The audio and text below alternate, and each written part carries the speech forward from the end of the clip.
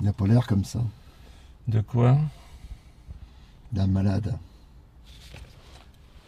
Mais c'est lui, l'étrangleur de l'Est.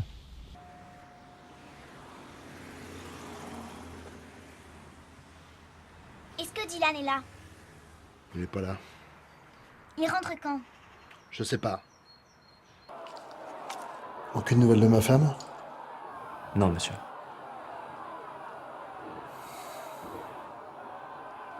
Même pas un appel. Non, monsieur. J'emmerde ce mec avec son chiffon, qui prend un malin plaisir à saloper mon pare-brise. Trouve un boulot, connard. J'emmerde les Sikhs et les Pakistanais, qui conduisent à fond la caisse des taxis en ruine et qui empestent le curry par tous les pores de leur peau. Tous des terroristes en puissance. Roulez moins vite, putain. Tu m'en gueule, mon pognon, maintenant.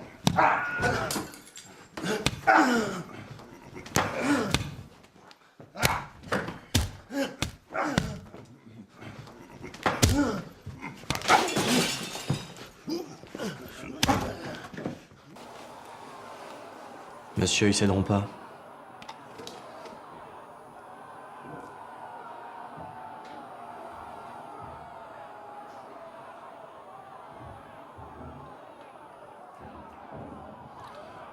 Deux jours, Victor.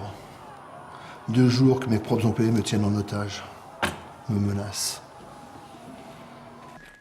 L'inventer. Laisse-moi porter ta valise, Luna.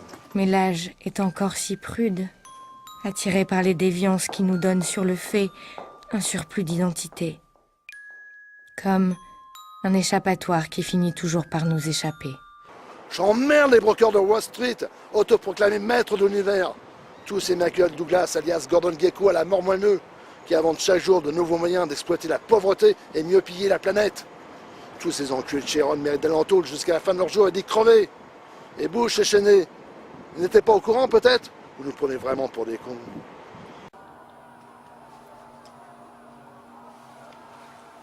Les employés sont remontés. Ils lâcheront rien. Ils sont prêts à tout et vous le savez.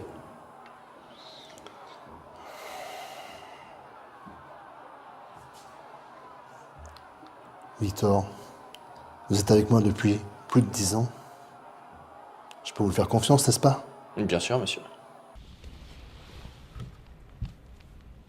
C'est vrai qu'il a l'air vraiment normal. On a du mal à imaginer que c'est lui qui a fait tout ça. Il me crispe à sourire comme ça. Pourquoi il sourit?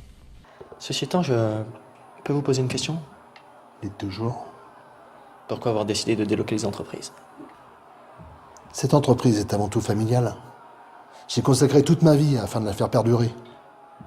C'est un héritage, mais aussi une énorme responsabilité. Tu as vu là? Le père, espérant faire de son enfant un semblant de perfection. Et pour cela, mettre de côté la sensibilité, oubliant la force du cœur. Pas de place pour les faibles. Tu viens à ton bureau. Enseigner que dans ce monde, la fragilité entraîne la perte de l'homme. Cœur de pierre dans un si petit Ça corps. va pas de répondre comme ça à ton père, non? On apprend à ne pas dire je t'aime. Je sais bien, mais avec l'économie actuelle et la réticence des investisseurs, tout ça nous fait prendre des décisions difficiles. Des décisions difficiles. Il y a peut-être d'autres solutions que de virer d'honnêtes travailleurs, non? Je n'ai pas le choix, c'est tout, et vous le savez très bien. Ma femme me quitte et va me virer de chez moi.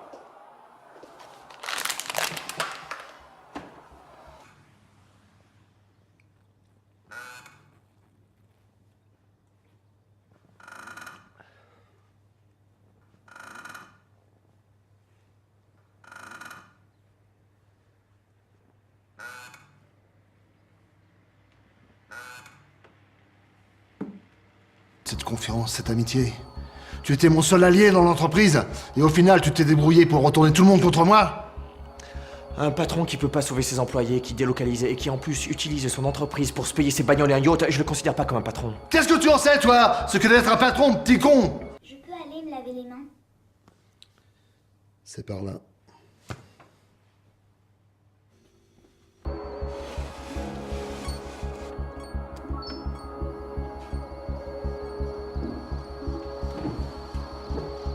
Tu n'aimes pas l'étoffe d'un patron.